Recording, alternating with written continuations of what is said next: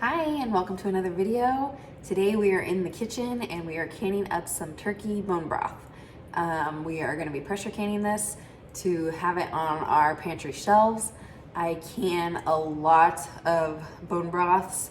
I actually just pulled this out of the pressure canner. I just never did an intro yesterday, so let's go back to yesterday and I'll take you guys along on how I did the whole process. So let's get started. Okay, so today we are making an after Thanksgiving turkey stock. I have my leftover, actually that's hard to see because it's frozen. I have my leftover turkey carcass from Thanksgiving, and that's just been in the freezer ever since Thanksgiving. And today I'm going to be adding a few extra things. My carcass is kind of small, so I don't really know how much broth it's going to make, but I'm going to be adding a half an onion that's been sitting out, a full head of a smaller garlic. I'm going to be doing half of a sweet potato, black peppercorns. Apple cider vinegar helps draw out like the bone marrow and stuff and help break it down faster. So I like adding that. I have some frozen carrots, baby carrots that I threw in the freezer before we went on a long trip a few months back. So I'm going to use that up. And then I have a leek as well, and that will give a little bit more onion flavor. So let's throw this all in the pot, and I'm going to boil this for quite a few hours. Okay, so I have my large stock pot here, and we are going to get everything in there. This turkey was actually smoked on Thanksgiving, and the gravy that came from like the turkey juice was like incredible. So I have a feeling this is gonna be really good stock, just because it was smoked. So yeah, let's get some water over this. I might turn this to make it fit in better, and I'll show you how much water I do to cover it. Just gonna throw the whole onion in there, peel and all, because all that's gonna get drained out. Okay, garlic clove from my garden going in. I'm about to do about a tablespoon of peppercorns. Add these baby carrots in here. About just a splash of apple cider vinegar. And about half of the sweet potato that I'm gonna cut again. Okay, those are going in. Let's fill her up.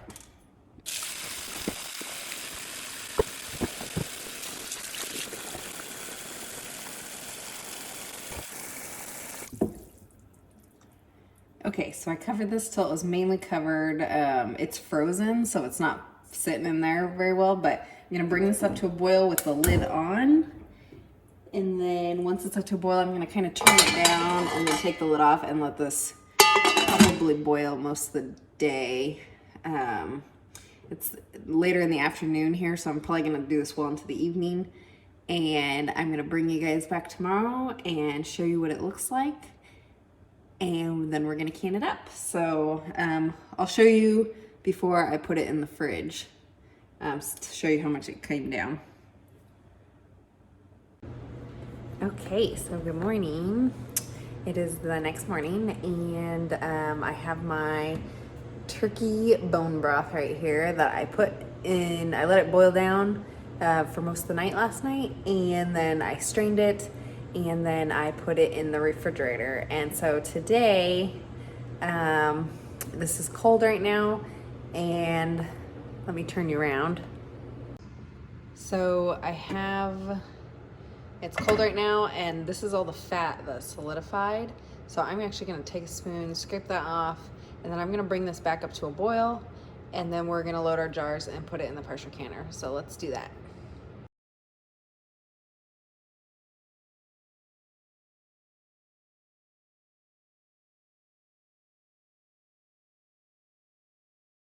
While we wait, I'm gonna make myself a cup of tea.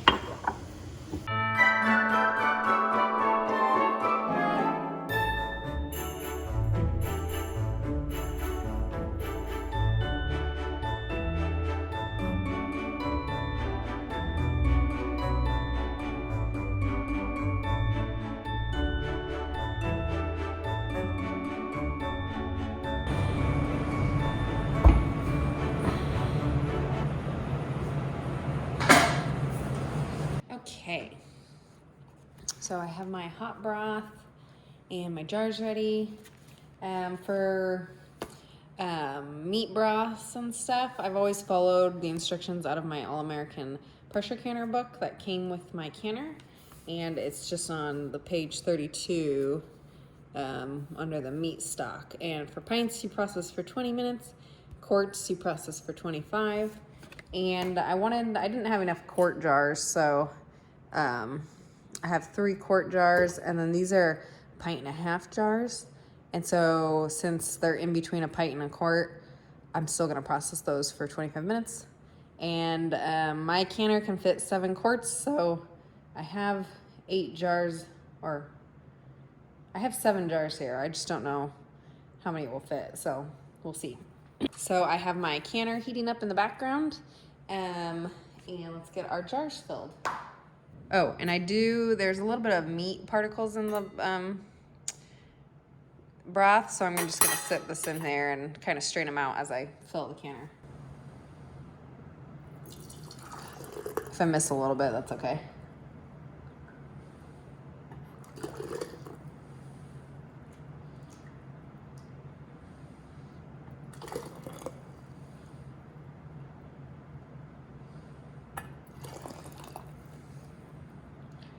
And since this is so liquidy, you don't need to debubble, obviously.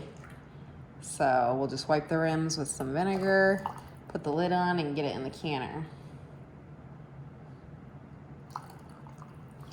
And I think we want about 1 inch headspace.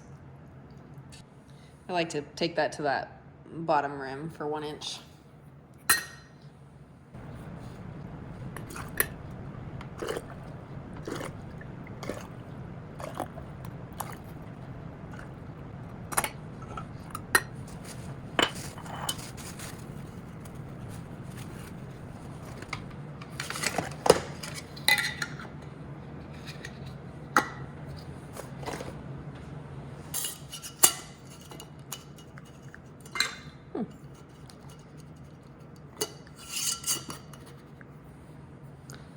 It's really hot, careful.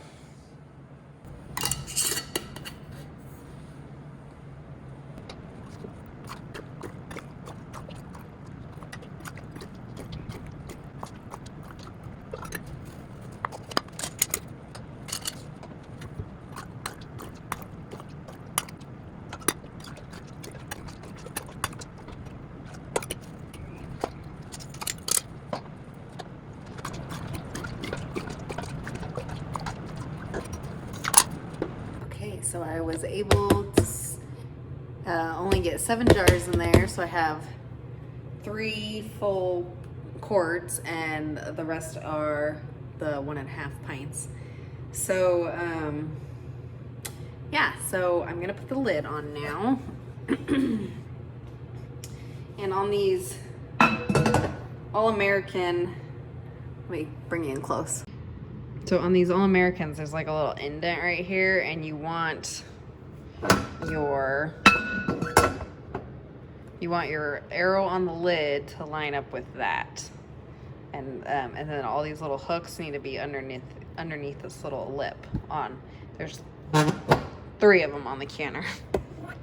One back there, and then the other one is right there. So, and then I always like to get down with level and make sure each side is pretty in this little kind of gap right here.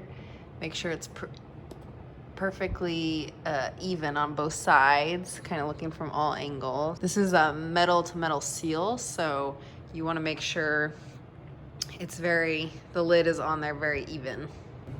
And then before you actually like really crank it down, you want to do 2 sides at the same time. So I make sure they're kind of at the same.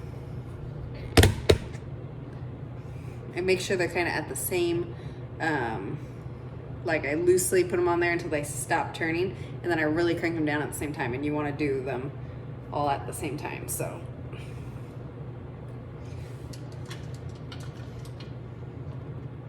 Okay, at the same point, and I'm gonna twist. Okay, and these are both at the same point.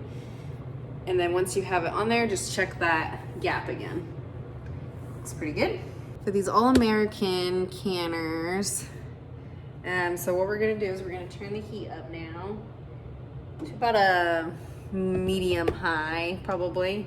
You want it to kind of come up to temperature pretty slow. You don't want any siphoning to happen, and that can be caused by heating it up too fast. Luckily I had everything warm, the broth warm, everything was warm before it went in, so I can turn it up a little bit higher to get it up to temperature. And so once we are up to temperature before we put our weight on,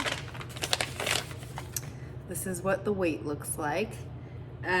We want to see a steady stream of steam coming out of this little vent right here for 10 minutes.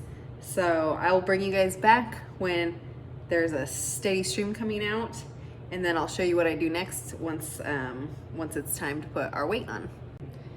Okay, so one thing I forgot to do that I probably forget too often to do is put my extra vinegar in the water in the pot. I already have the lid on, not gonna worry about it this time. This just helps with the fogging on the jars and also those hard water spots. It really does make a difference, and sometimes they can be hard to wash off if you don't like keep putting this in there. So luckily I forget a lot of the time, but I really scrub my jars to try to keep them clean, so they don't have that on it. But just so you know, put some vinegar in your water. Even if you don't know what type of water you have, it will help with that white like fog hard water on the jars. So don't forget that step. I've been chopping onions, so I'm crying over here. Okay. So the onions you'll see in a different video.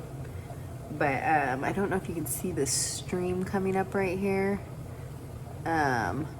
It just started steaming like that. So now I'm gonna set my timer for 10 minutes, and we are going to let that vent for 10 minutes.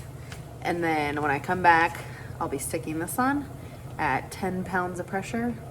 I'll be putting that on there, and then we'll be letting it come to pressure, and I will just show you every step of the way. Okay, so this has been going for 10 minutes, and we have a pretty steady stream coming out. So now I'm gonna put it on my weight on, and it's gonna go on the 10 pounds of pressure. And I'm gonna use a hot pad to do that because I don't wanna get burnt. So make sure you use something because that steam is really hot. Okay, and then we are going to let this gauge right here come up to the 10, which is 10 pounds of pressure. And then, so it's gonna slowly like rise up to that. And once it gets to 10 pounds of pressure, it's gonna start, our weight is gonna start rattling. And we want about 4 rattles a minute. So I'm gonna adjust my heat to get the 4 rattles a minute. I don't want it to just be constantly rattling, and I don't want to not hear a rattle. So I'll bring you back when it starts rattling, and I'll show you where my gauge is at. It's already slowly rising, so. Okay, so we are rattling, and I just want to show you this really fast. Our pressure is at the 10, behind the little thing. I don't know if you can see the 10 back there. It's at 10 pounds of pressure, and it's getting there. It did rattle. Anyway, so I'm gonna kind of listen for a few minutes, get this rattling between about 4 times a minute, and we're gonna keep it there for 25 minutes. These jars need to process for 25 minutes. So I will bring you back when I'm pulling this out of the canner. Okay, so we are all done with canning, and my pressure gauge has come all the way back down to 0. And I have not opened it yet. I've been letting it sit for a few minutes. I like to let it sit for 5 to 10 minutes after that comes down. And I haven't even taken my thing off yet. So we're gonna take that off, and then I'm just gonna let it sit for probably like 3 minutes, and I'll take the lid off. So still a little tiny bit of pressure in there. Just heard it make that noise. So I'll let that sit for about 3 minutes and then I'll take the lid off and we'll pull out our jars.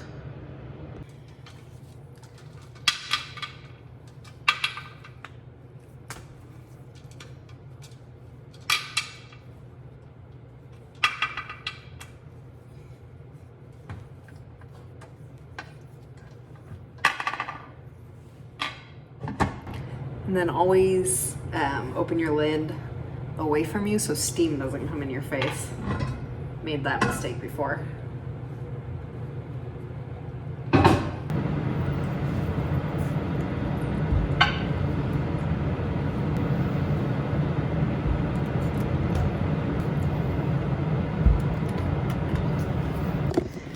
Okay, so you can kind of see like the kind of foggy line. That vinegar would have helped prevent that, so don't forget that step. But look how beautiful that coloring is for our after Thanksgiving turkey stock. Okay, so we are done with our turkey stock. I got 3 quarts and 4 pint and a halves. So yeah, so this is a really awesome way to get broth or stock in your pantry. Like I said earlier in this video, I have not bought turkey, chicken, beef stock or broth ever since I got my pressure canner, which was 4 years ago.